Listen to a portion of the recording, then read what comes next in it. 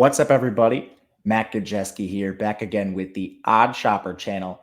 And today I am continuing the college football preview series, team by team, looking at the top 25. And today we have Texas on deck. We'll talk their roster, win totals, and some bets for you guys. But before we get started, make sure to hit that thumbs up button, subscribe to the channel, and hit the notification bell so you know when this and all other content goes live. We are also brought to you today by BetMGM, the title sponsor of this video, and they have a phenomenal offer for you guys. You can get up to $1,000 in risk-free bets upon your first deposit with BetMGM.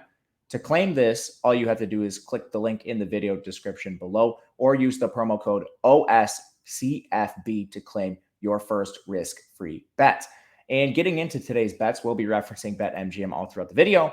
Talking Texas, the Texas Longhorns, we've had some recent movement in terms of their odds this offseason.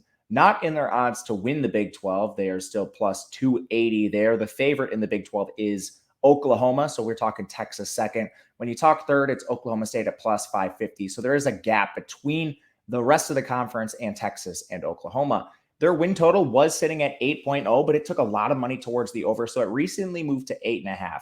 Now, if you want to take the over on 8.5, it's plus 100, just straight up even money. Or you can look to the under minus 120.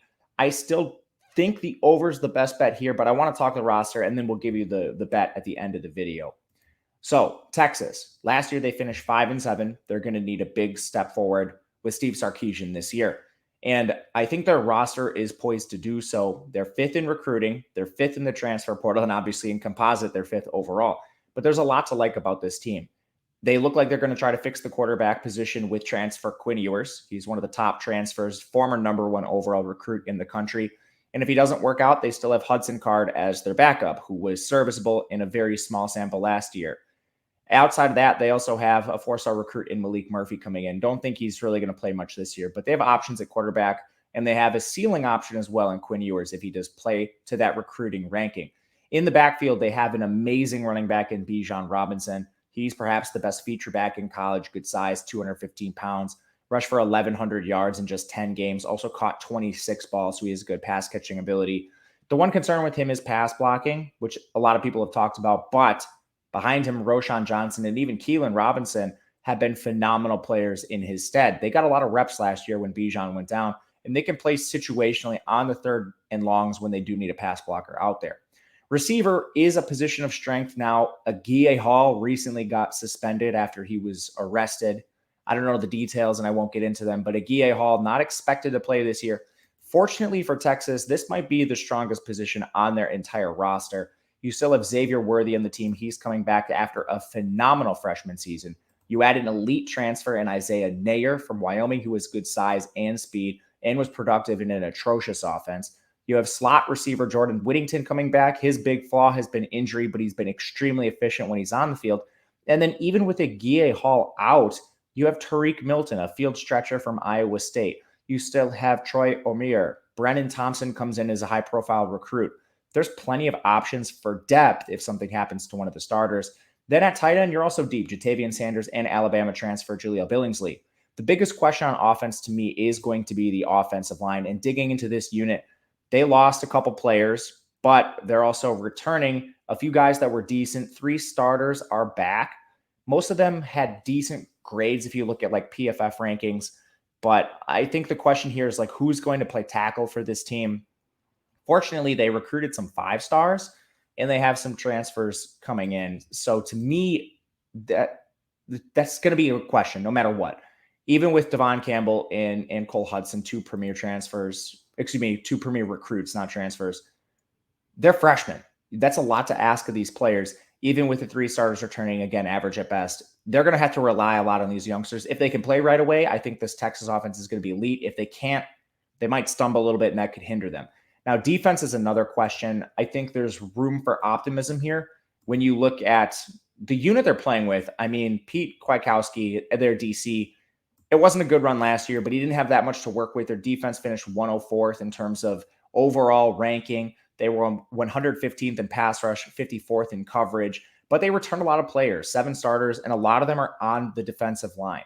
And 3 of these guys were honorable mention all Big 12, so hopefully they can take a step year 1 to year 2.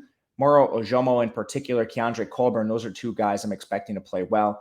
Linebacker should be a position of strength. Damarian Overshone is back. He was up and down, but they also got James Madison transfer. Diamante Tucker Dorsey, he's a solid player, at least at a lower level of competition. We'll see if he can make the jump. I also have depth there. At corner and safety, this should be a position that's pretty strong too. Deshaun Jameson started 12 games. Ryan Watts comes over from Ohio State. Jahdae Barron should be their nickel. He started 2 games last year. And while it was a small sample, he's their highest graded returner in terms of PFF grade. At safety, Anthony Cook was honorable mention all Big 12. Jaron Thompson started 12 games. And then Texas recruited 5 DBs that are at least 4 stars or better. I think this unit's going to take a pretty decent jump forward. So to me, with the returning production and the overall recruits and transfers they have, this unit should be improved. Still, this is really hard to bet towards the over. Their schedule is going to be treacherous.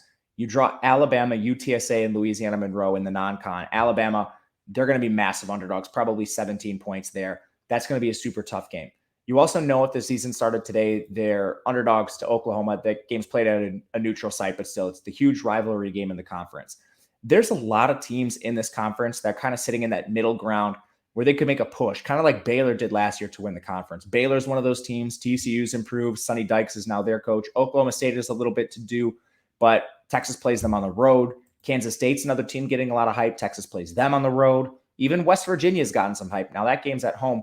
Iowa State's also at home, but you can see this Big 12 is sort of wide open, which is why even at 8.5, I don't love the win total.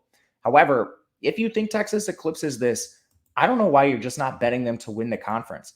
We've seen 2 loss teams win this conference plenty of times. And right now, the odds at plus 280, you're actually getting a pretty decent return. So, the over at 8.5, the slim chance they hit that and they don't win the conference. But I think if they're going over 8.5, they're probably going to 9 or 10 too. So the best bet for me is going to be Texas plus 280 to win the Big 12 here. It's a 2-horse race between Oklahoma and Texas, but I think they could get it done.